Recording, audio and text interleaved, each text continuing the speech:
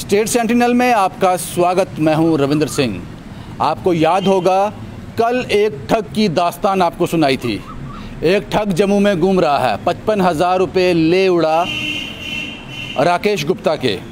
जो बेचारा ऑटो लेने के लिए गया था, ऑटो आज तक उसके घर में नहीं पहुंचा। 55,000 भी गए। पुलिस में गया, 11, 12, 13 दिन कल हो गए थे। पुलिस ने एक बोला एप्लीकेशन दे दो, कार्रवाई करेंगे। उसके बाद कुछ नहीं हुआ। और जब हमने पुलिस से बात की फ़ोन पे, खोड़ गए, खोड़ जो चौकी पड़ती है, जो थाना है वहाँ पे, खोड़ थाने में बात की। वहाँ के पुलिस वाले हमें कहते हैं जनाब ये तो बड़ा ज़बरदस्त ठग है, ये 70 से 80 लाख रुपए अब तक लोगों से लूट चुका है, और जिसमें कई पुलिस वाले भी हैं। पकड़ में नहीं आ रहा है। 10 साल से गायब था, अब वापस एक्टिव हो गया है। हम कोशिश कर रहे हैं, लेकिन उस आदमी की FIR रजिस्टर नहीं की गई, जो कि करनी चाहिए थी। खबर चलने के बाद असर ये हुआ, पुलिस हरकत में आ गई। खोड़ थाने के जो लोग थे वो हरकत में आ गए। कल रात 8 बजे FIR रजिस्टर किया गया। उसके बाद आज सुबह राकेश गुप्ता को थाने बुलाया गया। जनाब आपका स्टेटमेंट लेना है। वो भी हुआ, पूरी बात जानी गई उनसे। लेकिन आप ये अंदाज़ा लगाइए, ये क्राइम, ये जुर्म, ये ठगी 11, 12, 13 दिन पहले हुई। जब राकेश गुप्ता खोड़ थाने में गया तभी ये कार्रवाई होनी चाहिए थी। इसमें बहुत सारे लोगों को इंटरवीन करना पड़ा। इसमें स्टेट सेंटिनल को इंटरवीन करना पड़ा अपने माध्यम से, जो काम हमारा रहता है। उसके बाद इसमें लोग जुड़ गए, लोग जुड़े, कह सकते हैं पुलिस पर, उस थाने के लोगों पर प्रेशर बना। उसके बाद ये कार्रवाई हुई। अब सवाल ये है कि ये प्रेशर क्यों लेना देना पड़ता है? हर आदमी ये प्रेशर नहीं दे सकता। आम आदमी, दिहाड़ीदार आदमी, गरीब आदमी के पास खाने के लिए कुछ नहीं है, तो प्रेशर कहाँ से लाएगा अब वो? अब प्रेशर कहाँ से जुटाएगा ये, जिससे ऐसे ऑफिसर्स इम्प्रेस हो जाएं? लेकिन बहुत बहुत शुक्रिया पुलिस के सीनियर ऑफिसर का, जिन्होंने ये संभव कर दिया। मैं वहाँ के थाने वालों को ये मुबारकबाद नहीं दे रहा हूँ। आपको मुबारकबाद तब देता जब आपने ऑन द स्पॉट, जब आपके पास कंप्लेन आई तभी आप एक्शन करते, तब आपने नहीं किया। ये anti corruption and crime bureau of India, ये एक ट्रस्ट है। जो मेरी इनसे बात हुई कि होम मिनिस्ट्री के अंडर काम करता है, ये उनको एक फॉर्म भरना पड़ता है। अगर आपके साथ गलत हुआ है, कोई भ्रष्टाचार हुआ है, या इस तरह की बात हुई है, कोई पुलिस आपकी बात नहीं सुन रही, या आपके साथ कुछ ऐसी चीज़ हुई है जिसका आपको इंसाफ नहीं मिल रहा, तो ये एक ट्रस्ट है, anti corruption and crime bureau of India. ये एक ट्रस्ट है, committed by central vigilance and human rights commission India. इस आदमी ने मुझे कॉल किया वीडियो चलने के बाद। ये हरप्रीत सिंह है। इसने कॉल किया, इसने बोला जनाब ये केस मेरा, मैंने सारा वीडियो आपका देख लिया, आप मुझे राकेश गुप्ता का नंबर दो। मैंने नंबर दिया। उसके बाद इस आदमी ने बड़ी हेल्प की। इस FIR को लॉन्च करने में, इस FIR को रजिस्टर करने में, ये मुमकिन करने में इस आदमी ने बहुत हेल्प की। इससे मैं बात करता हूँ क्योंकि मैं समझना चाहता था आखिर ये है क्या। ये जो जिस और ट्रस्ट का नाम लिया जा रहा है, मैं नहीं जानता था। शायद आप में से ज़्यादातर लोग नहीं जानते होंगे। फिर मैंने इनसे बात की। सुनिए मेरी क्या बातचीत हुई इनसे। प्रदीप जी बात कर रहे हैं? जी हरप्रीत सिंह बात कर रहा हूँ। हरप्रीत जी, कल मेरी आपसे बात हुई थी, जो हमने वीडियो अपलोड किया था उसके रिकॉर्डिंग आपने मुझे फोन किया था। जी आप मुझे बताओ कौन बोल रहे हो और क्या ऑर्गेनाइजेशन है आपकी? जी हमारी anti corruption and crime bureau of India. Okay, ये हमारी रिपोर्टिंग है होम मिनिस्ट्री को। अच्छा, आप किस तरह से काम करते हो? जहाँ इस तरह के जो मैटर सामने आते हैं तो कैसे काम करते हो? जी हम मैटर काम करते हैं, जैसे हमारे सामने कोई मैटर आया या ऑनलाइन हमें किसी ने, मतलब ऑनलाइन ही किसी ने, मतलब वहाँ पे हमारा फॉर्म होता है, फिलअप करना पड़ता है। वैसे नहीं तो हम, मतलब कोई भी हो, जैसे हमने आपकी वीडियो में देखा कि इनके साथ जैसे मतलब FIR लॉन्च नहीं करी थी पुलिस, उसमें 12 to 13 डेज ले रही थी। तो उस मैटर में तो मैंने आपसे फोन नंबर मांगा, उनसे कांटेक्ट किया। तो उसके बाद मैंने यही बात राकेश गुप्ता साहब से हुई, तो उन्होंने मेरे को सारी डिटेल्स फॉरवर्ड की अपनी, मतलब जितना भी था, मतलब फोटो वगैरह, वीडियोस उसकी जो भी था। तो वो जो ऑटो वाला था? जी बिल्कुल, ऑटो वाला जो था, अजय कुमार नाम का, उसका सारा मेरे को फॉरवर्ड किया। तो फिर मैंने उस पे केस पे पहले स्टडी किया क्या है वो, मतलब एप्लीकेशन पढ़ी, सारा कुछ पढ़ा। उसके बाद मैंने कॉल की वहाँ के मुंशी को। मुंशी को कॉल किया, अर्शद अहमद शेख नाम है उनका। तो मुंशी से मेरी बातचीत हुई, तो उन्होंने भी मेरे को सारा मैटर बताया कि ऐसे मतलब ये हुआ था, ऑटो वहाँ पे छोड़ के खराब हो गया। तो उसके बाद वहाँ से वो चले गए, तो ऑटो लेके उसका फरार हो गया। तो बंदा मेरे पास आया, मैं कंप्लेंट लिखाई, तो ठीक है। तो उसके बाद फिर मेरी बात उनको मैंने बोला अपने FIR लॉन्च क्यों नहीं किया अभी तक। उन्होंने बोला हम इस पे मतलब अभी इन्वेस्टिगेशन कर रहे हैं कि ये रियल केस है कि नहीं है। ये बातचीत हुई। उसके बाद मेरी बात हुई SHO साहब से, बलविंदर सिंह, जो वहाँ के इंचार्ज है। तो उनके साथ जब मेरी बात हुई तो वो बाहर थे, नरवाल में कहीं थे। तो उन्होंने मेरा फोन पिक किया, तो मैंने उनको अपना रेफरेंस दिया, बोला मैं ACCBI से बात कर रहा हूँ, तो ऐसे ऐसे अपने FIR क्यों नहीं लॉन्च की है। तो उन्होंने वहां से बोला कि हमने FIR लॉन्च कर दी है, मैंने मुंशी साहब को बोल दिया, तो मैं थोड़ा बाहर हूँ, मैं आपको पुलिस स्टेशन पहुंच के कॉल करता हूँ। तकरीबन एक मिनट भी नहीं, 40 सेकंड हमारी बातचीत हुई होगी। तो उनको मैंने 2-3 बार पूछा कि FIR लॉन्च किया है कि नहीं किया। उन्होंने बोला हमने की कर दी है, मैंने बोल दिया मुंशी को। तो उसके बाद फिर मैंने शाम को कॉल की तकरीबन 8 बजे। पहले मुझे वापस कॉल आई थी नहीं SHO साहब की, तो मैं रिसीव नहीं कर सका, मेरा फोन चार्ज पे था। उसके बाद मैंने वापस कॉल की इनको, तो बोला, तो इन्होंने फिर मेरे को बोला कि हमने 100% इसकी FIR लॉन्च कर दी गई है। तो फिर मैंने उनको पूछा कि इसमें इतना देर क्यों लगा, मतलब जब कंप्लेंटर ने कंप्लेंट की थी FIR तो उसी टाइम बनती है। तो अगर मतलब जैसे नहीं हो इन केस, अगर मतलब ऑफिशियल कोई जो है इंचार्ज है वो FIR रजिस्टर नहीं करता है, उसके बाद अंडर सेक्शन 154(3) आता है, जिसमें कंप्लेनेंट के पास पावर है कि वो सुपरिटेंडेंट ऑफ पुलिस या कमिश्नर के पास जाके कंप्लेंट दे सकता है। तो फिर उनने बोला हमने इसकी FIR दर्ज कर रखी है। तो उनको मैंने कंफर्म किया, फिर से पूछा है कोई बात, तो उन्होंने बोला हमने 100%। ये FIR जो लॉन्च हुआ है ये कल शाम को रात को हुआ है ना, वीडियो कल रात आपके बाद वीडियो हुई, जब मैंने बातचीत हुई उसके बाद हुआ। अच्छा सर, आप मुझे ये बताएं, आपका बहुत बहुत शुक्रिया, आपने इस मसले में इंटरवीन किया और 11 दिन के बाद इस आदमी को शायद अब इंसाफ मिल सकेगा। FIR का प्रोसेस शुरू हो गया ना, इन्वेस्टिगेशन। आज भी बात हुई SHO साहब से मेरी, उन्होंने बोला कि हमने पूरी इन्वेस्टिगेशन की इस पे। सर आप मुझे ये बताएं, हरप्रीत साहब आप मुझे ये बताएं, मैं भी नहीं जानता था anti corruption and crime bureau of India के बारे में, मैं भी नहीं जानता था, प्राइवेट ऑर्गेनाइजेशन है जी। आपको लोग कैसे कांटेक्ट करें, जो लोग ऐसे होंगे जो जिनके साथ ये सब हो रहा है, धक्का हो रहा है, पुलिस नहीं सुन रही है, या उनके साथ कुछ ऐसा भ्रष्टाचार हो रहा है, तो वो आपके बारे में तो जानते ही नहीं ना लोग, मैं भी नहीं जानता था, मैं मीडिया में काम करता हूँ। जी तो जी, कैसे कांटेक्ट करें आपको? जी हमारी ऑनलाइन वेबसाइट है, आप सर्च कर सकते हैं गूगल पे मेरा। आप गूगल पे सर्च कीजिए ACCBI लिखिए, तो वहाँ पे सीधे खुल जाएगा वहाँ पे। तो आप हर तरह के केस में हेल्प करते हैं, लोगों की बात पहुँचाते हैं आगे तक, हर तरह के केस। आपका ये जो ऑर्गेनाइजेशन है ये अप्रूव्ड है, ये लीगल वे में काम करता है? लीगल वे में काम करता है सर। ये किसके अंडर काम करता है? ये सेंट्रल विजिलेंस के, मतलब कमिटेड सेंट्रल विजिलेंस और ह्यूमन राइट्स कमीशन के अंदर काम करता है सर। ओके बाजी, तो मुझे लगता है कि ऐसे आप जैसे ऑर्गेनाइजेशन होनी चाहिए जो इस तरह की आवाज उठाएं, लेकिन बदकिस्मती ये है कि आप जैसे लोगों के बारे में, आप जैसी ऑर्गेनाइजेशन के बारे में लोगों को पता ही नहीं है। जनाब इसकी अवेयरनेस के लिए कुछ कीजिए, लोगों को पता चले इसके बारे में। जी बिल्कुल, ठीक है बाजी, बहुत बहुत शुक्रिया आपका। Thank you sir, thank you. हाँ, अब आप ये सुन लीजिए, ये पूरी बातचीत मेरी उनसे हुई।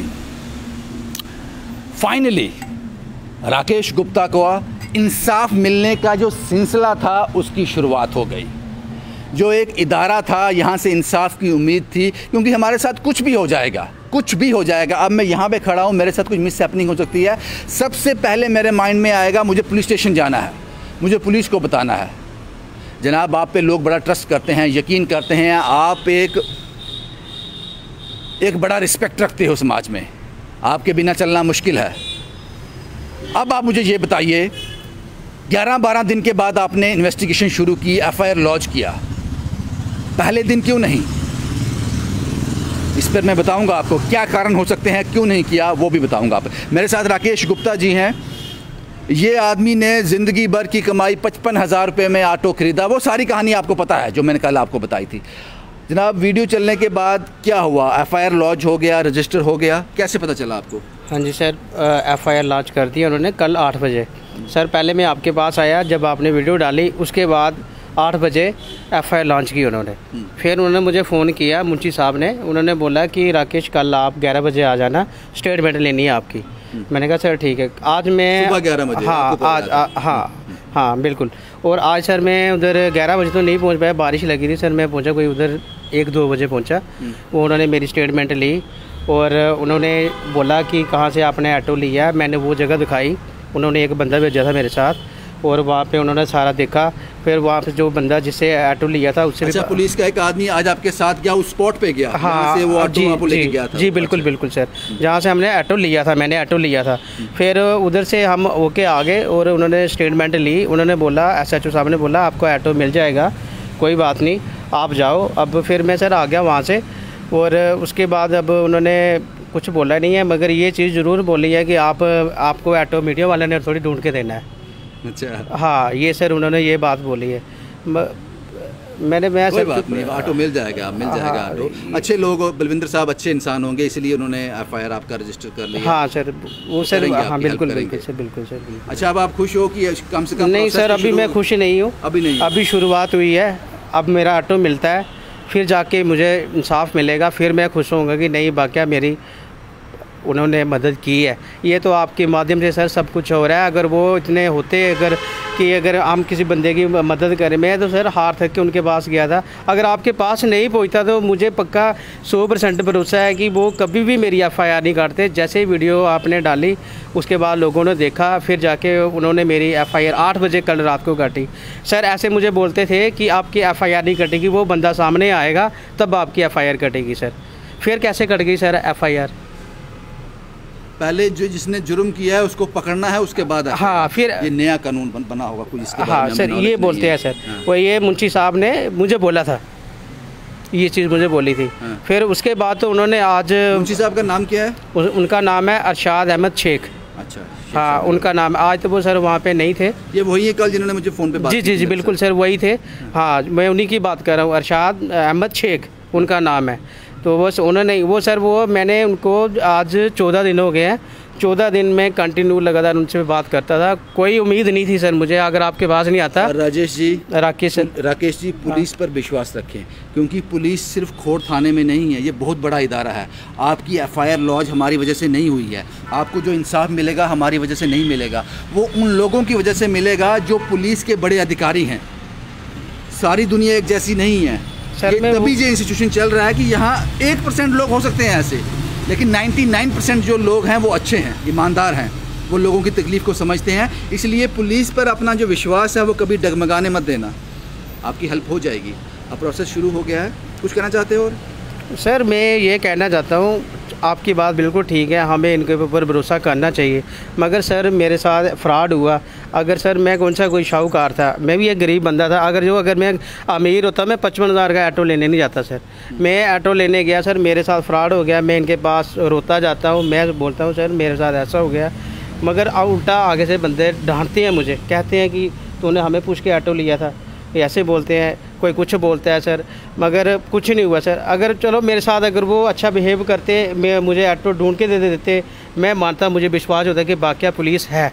मगर सर मैं 14 दिन अगर मैं ऐसे मतलब कि दर बदर भटकता रहा, अगर मैं कल आपके पास आया फिर उसके बाद मेरी FIR कटी है सर। अगर नहीं तो वैसे FIR नहीं करती सर। आपका हो जाएगा, मसला हल हो जाएगा। अब मैं उस बात पे आता हूँ जो राकेश गुप्ता जी ने मुझसे कही। ये कहते हैं कि वो एक आदमी होगा जिसने कहा होगा पुलिस, अगर लॉ एंड ऑर्डर चल रहा है, अगर मैं यहाँ पे खड़ा होकर रिपोर्ट कर रहा हूँ, इसकी वजह पुलिस है। पुलिस के वो ईमानदार लोग हैं जो 24 घंटे काम करते हैं, उन पर कोई सवालिया निशान नहीं है। एक आधा आदमी हो सकता है। आपने कहा जनाब मीडिया वाले आपको ऑटो ढूंढ के देंगे क्या? जनाब ढूंढ लेंगे हम। जो पावरें आपके पास हैं हमें दे दो, मीडिया वालों को। जो फैसिलिटी आपके पास है हमें दे दो। जो मैन पावर गवर्नमेंट ने आपको दिया है हमें दे दो। जो ऑफिस गवर्नमेंट ने आपको दिए हैं हमें दे दो, ढूंढ लेंगे। उसके लिए नीयत चाहिए, हिम्मत चाहिए, हौसला चाहिए। ये आपका काम है, हमारा काम नहीं है। हमारा काम ये था जो रिपोर्ट करनी, हमने किया, बड़ी ईमानदारी से किया, आपके कान तक आवाज़ पहुंची। ये पुलिस का काम है, ऑटो ढूंढना पुलिस का काम है। अगर आप डॉक्टर के पास ऑपरेशन करवाने के लिए जाओगे, पथरी है जनाब ऑपरेशन करना है, डॉक्टर क्या बोलेगा? पुलिस से करवाओ जाकर, वो डॉक्टर का काम है करना। इसलिए ये आपका काम है, आपकी जानकारी के लिए बता दूं। और विडंबना ये है कि एफआईआर बड़े केस आते हैं जनाब, हमारा एफआईआर नहीं रजिस्टर होता है। उसका कारण जहाँ तक हम समझ पाते हैं, हो सकता है मैं गलत भी हूँ, कुछ सिस्टम में बदलाव करने पड़ेंगे। वो कारण ये है कि एक पुलिस थाने में देखा जाता होगा परफॉर्मेंस, शायद साल की, महीने की, 6 महीने की, पता नहीं कितने एफआईआर लॉन्च हुए, कितने एफआईआर रजिस्टर हुए। At the end of the day देखा जाता होगा कितने एफआईआर क्लोज हुए, कितने पर पुलिस ने, उस थाने के इंचार्ज ने कामयाबी हासिल की, इस केस को सॉल्व कर लिया, और कितने एफआईआर अभी भी ओपन हैं जो कोई नतीजे पर नहीं पहुंचे। शायद यही कारण रहता होगा, एक थाना एफआईआर काटने से डरता है, पता नहीं हम इस केस को सॉल्व कर पाएंगे या नहीं कर पाएंगे, क्या हमारी परफॉर्मेंस पर कोई सवालिया निशान तो नहीं आ जाएगा, शायद ये रहता होगा। वरना क्या कारण है, एक आदमी 55,000 रुपया लुट जाता है, रोता हुआ आपके पास आता है और कहता है जनाब मैं लुट गया हूँ, मेरी उम्र भर की कमाई चली गई, इससे मैंने कुछ बिजनेस खोलना था, मैं तबाह हो गया हूँ। आपका काम है इन्वेस्टिगेट करो, जैसे आपने कल किया, आपने आज किया, इसको बुलाया राकेश को, इसके साथ गए, उस स्पॉट पर गए, पुलिस वाला भेजा, इन्वेस्टिगेशन किया और एफआईआर लॉन्च हो गया। ये काम उसी दिन होना चाहिए था, उसी दिन नहीं, 1-2 दिन के बाद कर लेते, आप इन्वेस्टिगेशन कर लेते। ये आपका काम है जनाब, मीडिया का नहीं है, ये मीडिया का काम नहीं है। यहाँ किसी की चोरी हो जाएगी, मीडिया को रिपोर्ट थोड़ी करने के लिए थोड़ी बोलेंगे जनाब चोर को ढूंढ के लाओ, वो बोलेंगे रिपोर्ट करो जनाब हमारे घर चोरी हो गई है। चोर को ढूंढना आपका काम है। और मैं जम्मू कश्मीर पुलिस को, क्योंकि बड़ी लंबे समय से मैं रिपोर्ट कर रहा हूँ, और इससे पहले मैंने कई इनकाउंटर कवर किए हैं। जब मैं नेशनल में था, जब मैं नेशनल चैनल, मैंने बड़े इनकाउंटर कवर किए हैं, और मुझे पता है जम्मू कश्मीर पुलिस कैसे काम करती है, उसके जवान कैसे काम करते हैं, उसके पुलिस ऑफिसर कैसे काम करते हैं, अपनी जान हथेली पे लेकर राष्ट्र की रक्षा करते हैं, 24 घंटे जागते हैं, कोई त्यौहार वो नहीं मनाते, सड़कों पे रहते हैं ताकि हम वो त्यौहार मना सकें। लेकिन मैंने कहा 1% मायूसी है। शुक्रिया उन सब लोगों का, उन पुलिस के सब सीनियर ऑफिसर का जिन्होंने इस मसले पे इंटरवीन किया, और राकेश गुप्ता की फाइनली एफआईआर रजिस्टर हो गया। अब उम्मीद करते हैं शायद वो आदमी पकड़ा जाए जिसका नाम अजय कुमार है, ठग है, जो पुलिस ने खुद बताया कि हम जानते हैं उसको, हम उसको ट्रैक कर रहे हैं। वो पकड़ा जाए, इस गरीब की और इस जैसे और कई मासूम होंगे जो लुट गए, उनकी गाड़ी खून पसीने की कमाई वापस मिल जाए। शुभम कुमार के साथ Ravindra Singh, the state sentinel के लिए।